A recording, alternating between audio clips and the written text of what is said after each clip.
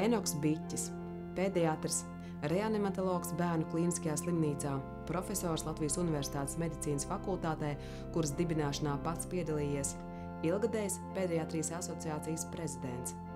Savu ārsta praksi profesors sācis Viesītē, vienmēr bijis atvērts ikvienam, kas lūdz pēc palīdzības vai padoma.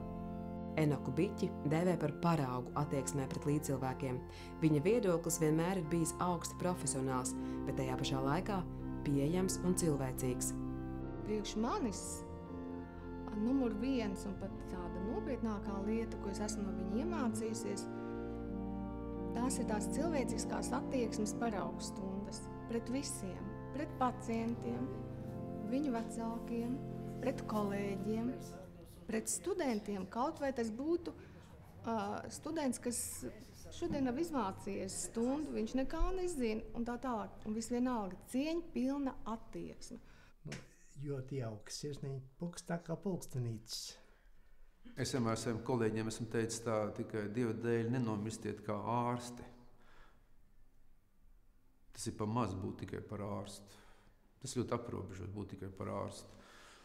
Un tāpēc es domāju, profesors Biķis ir tāds paraugs, kad ārsts ir pa priekšu personība, garīga personība, ar universāli attīstītu prātu, ar ļoti plašām zināšanām un izpratni. Mēs vienmēr baidījāmies profesoram uzdot kādu lieku jautājumu, jo mēs apzināmies, ja mēs kaut ko pajautāsim, tad atbilde būs tik pamatīga, un tas viņam aizņems tik daudz laika, kad nērti cilvēku apgrūtināt. Un pie viņa mēs griezāmies tikai tāds galējas nepieciešamības gadījumā. Profesors Biķis pašmācības ceļā ir apgūs angļu valodu, bez tā šodien neiztikt, jo liela daļa medicīnas studentu brauc no Āzijas un Eiropas valstīm.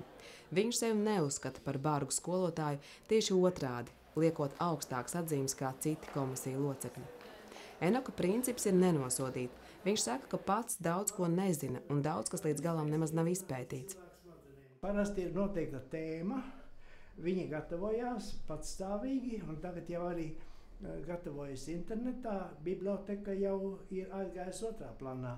Man pašam arī tā, ja kaut ko vajag atrast, es ieraktu Google tēmu un dabūnu visu, ko vajag. Un arī ir tas, ka eksamenā ir jāatņem telefoni, jo ar telefonu palīdzību, sevišķi ar iPhone'iem, var visu informāciju iegūt. Enoks Biķis ir vairāk publikāciju un zinātnisko pētījumu autors. Ar referātiem piedalījies Pasaules pediatrijas kongresos.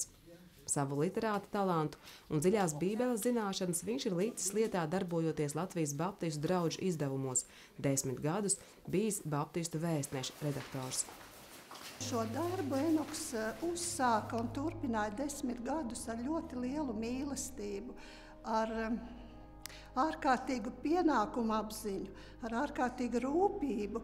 Un mums kolēģiem bija prieks to visu vērot un arī to lielo darba mīlestību un darba spējas, jo šis darbs notika vēlu vakaros, kad viņš beidza savu mediķa darbu, kad viņš beidza savu pasniedzēju darbu, tad viņš nāca uz Savienības namu un sēdās pie datora un laboja un rediģēja un rakstīja.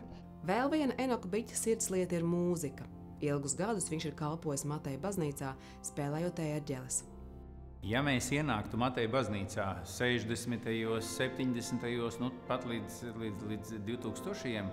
Un būtu dievkalpojums un draudze dziedāt un skanēt ērģeles, tad ir tikai 2 varianti. Vai nu pie ērģelēm ir Rute Laksdiņa, vai arī tas ir Enoks. Tā kā uzticamība noteikti ir tas, ko nevar nepamanīt. Ja ne katru svētdienu, tad katru otro svētdienu Enoks muzicē.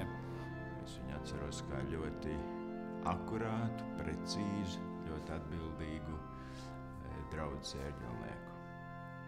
Protams, es zināju, ka viņš ir arī ārsts, un es pieļauju, ka katru svētdienu cilvēki vēlējās viņu satikt, ne lai pateikt paldies par viņu muzicēšanu vai arī parunāt kādas garīgas lietas, bet gan viņa profesionālās spējas dēļ, proti parunāt par bērnu veselību vai ārstēšanas iespējām. Labdien, profesor!